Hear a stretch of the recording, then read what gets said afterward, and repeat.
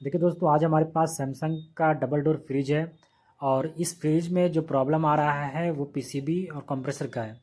उसे चेक करके मैं बताऊंगा कि किस तरीके से उसे चेक करते हैं। उससे पहले हम यहाँ पे दिखा देना चाहेंगे आपको कि ये जो हमारा फ्रिज है ये डिजिटल इन्वर्टर का फ्रिज है। देख रहे हैं ना, ये हमारा डिजिटल इन्वर्टर मॉडल का फ्रिज है। ये हमारा नॉर्मल फ्रिज नहीं है। इसमें दो पीसीबी लगे हुए हैं। उसे हम चेक करके आपको दिखाएंगे किस तरीके से उस पीसीबी को हम चेक करते हैं और चेक करके ये क्लियर करेंगे कि आखिर प्रॉब्लम कहाँ हमारा है। सबसे पहले इस फ्रिज को मैं आपको दिखा दे रहा हूँ।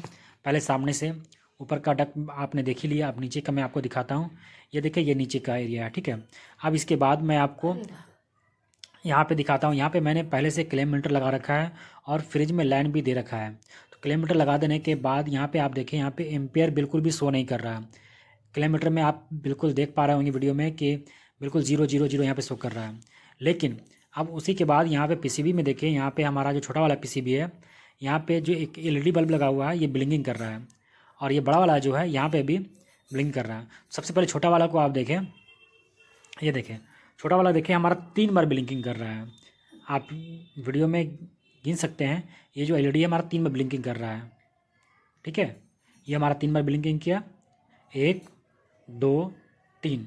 ये हमारा 3 बार ब्लिंक कर रहा है फिर बंद हो जा रहा है, 3 बार ब्लिंकिंग कर रहा है फिर बंद हो जा रहा है, 1 2 3, ठीक है। ये हमारा 3 बार ब्लिंकिंग कर रहा है फिर बंद हो जा रहा है, फिर 3 बार ब्लिंकिंग कर रहा है फिर बंद हो जा रहा है। और इसी के ठीक जो बड़ा वाला पीसीबी है ये हमारा 10 बार ब्लिंकिंग कर रहा है। देखें, आप ध्यान से इस वीडियो में इस एलईडी को देखें और गिनती करें, ठीक है। 1 2 3 4 5 6 7 8 9 10, ठीक है। इस तरीके से ये 10 बार ब्लिंकिंग कर रहा है बड़ा वाला पीसीबी और छोटा वाला जो पीसीबी हमारा वो 3 बार ब्लिंकिंग कर रहा है। तो इस तरीके से ब्लिंकिंग करने के बाद क्या हो रहा है कि हमारा कंप्रेसर चालू नहीं हो रहा है, ठीक है। यहाँ पे सिर्फ ब्लिंकिंग कर रहा है लेकिन हमारा कंप्रेसर चालू नहीं हो रहा है। तो ये जो ब्लिंकिंग करता है ना कभी भी, तो ये कुछ ना कुछ इंडिकेट करता है कि आखिर प्रॉब्लम हमारा कहाँ है, क्या प्रॉब्लम आ रहा है। तो आप कभी भी चेक करें तो ध्यान से ये चेक करें कि ये ब्लिंकिंग कितनी बार करता है, 3 बार 2 बार 5 बार 7 बार। तो इसे आपको काउंट करना है, उसी के हिसाब से आपको प्रॉब्लम मालूम चलेगा। तो जब भी 3 बार या 10 बार आपका ब्लिंकिंग करें तो आपको समझना है कि हमारा जो प्रॉब्लम है वो क्या है, कंप्रेसर में प्रॉब्लम है, कंप्रेसर हमारा फॉल्ट है, ठीक है। जब भी हमारा पीसीबी छोटा वाला 3 बार ब्लिंकिंग करे और बड़ा वाला 10 बार ब्लिंकिंग करे तो आपको समझ लेना है कि हमारा जो प्रॉब्लम है वो कंप्रेसर में प्रॉब्लम है, ठीक है। बड़ा वाला में देखें 10 बार ब्लिंकिंग कर रहा है यहाँ पे हमारा, और छोटा वाला जो है वो हमारा 3 बार ब्लिंकिंग करता है। तो यहाँ पे तो मैंने आपको बता दिया कि कार्ड को किस तरीके से हम एलईडी की सहायता से चेक कर सकते हैं, ठीक है। अब मैं आपको एम्पेयर मीटर भी दिखाता हूँ। ये देखें, ब्लिंकिंग कर रहा है लेकिन यहाँ पे कुछ भी एम्पेयर शो नहीं कर रहा है। आइए अब हम आपको दिखाते हैं कंप्रेसर के पास। कंप्रेसर के पास यहाँ पे रिले वगैरह लगा हुआ है लेकिन यहाँ पे कुछ भी वाइब्रेट नहीं कर रहा है। वाइब्रेट क्यों करेगा जब कंप्रेसर हमारा रनिंग कर ही नहीं रहा, एम्पेयर कुछ ले ही नहीं रहा, तो वाइब्रेट क्यों करेगा, ठीक है।